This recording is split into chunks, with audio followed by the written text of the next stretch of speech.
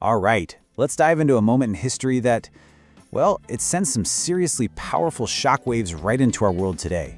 We're talking about 1929, and why the story of that epic financial collapse might just be a critical warning for every single one of us. And it really forces us to ask a tough question, right? Are we, right now, ignoring history's most urgent warnings? I know, it's a heavy thought, but stick with me here, because the parallels, they're kind of startling. Okay, just think about this for a second. Markets are soaring, political tensions, they're mounting, and there's this big fight for financial influence playing out. I mean, that sounds like it could be a headline from this week, couldn't it? But here's the kicker, it's not. That's actually a description of the world right before the greatest financial collapse in history. So, our guide through all this is a new book called 1929. It's from Andrew Ross Sorkin. You probably know him from that landmark book on the 2008 crisis, Too Big to Fail. Well, this time, he's taking us deep, deep inside the history of the original crash.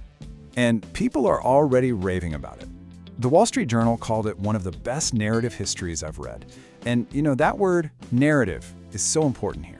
Because Sorkin's whole point is that to really get what happened, you have to look way beyond just the numbers. Yeah, the real story here, it goes way beyond the flashing ticker tape. It's all about the incredible human drama that was playing out just behind the curtain. And this just completely reframes the whole thing, doesn't it? You know, the typical view of 1929 is just flashing stock tickers and crowds of panicked traders. But Sorkin, he pulls back the curtain and shows us the real story. It's a world filled with visionaries and, fraudsters, titans and dreamers. All of them driven by these super raw emotions, euphoria, and eventually. And Sorkin delivers this story with just incredible detail. I mean, the book is absolutely packed with these larger-than-life characters, and they're all caught in this raging battle between Wall Street and Washington. Like, get this. There was this fierce behind-the-scenes struggle where the New York Fed was trying to raise interest rates to cool things down, but they got overruled by political pressure. He dives into that toxic mix of ambition and, well, naivete. And he does it using newly uncovered documents that show just how many alarm bells were ringing and how they were just completely ignored.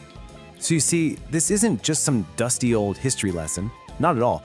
It's really a tale of power and I think, most importantly, human psychology.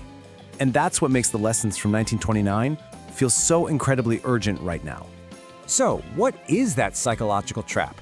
What's the single most seductive illusion in all of finance? The one that just keeps showing up time and time again. It comes down to 4 simple but oh so dangerous words. This time is different. That's it. That is the central illusion the book just pulls apart. That dangerous belief that, hey, the old rules, they don't apply anymore. We've entered a new, permanent era of prosperity. Does that sound at all familiar?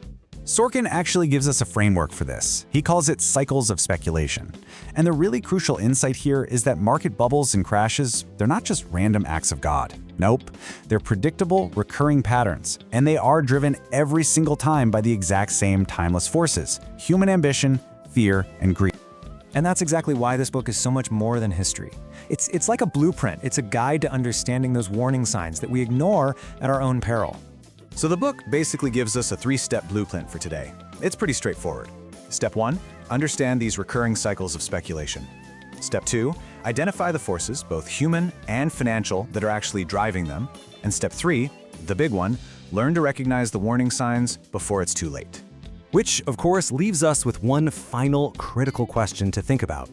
When you look at our world today, with all its parallels to that past era of euphoria and excess, what warning signs might we be ignoring? It's a lot to chew on, for sure. The link to this book is in the video description.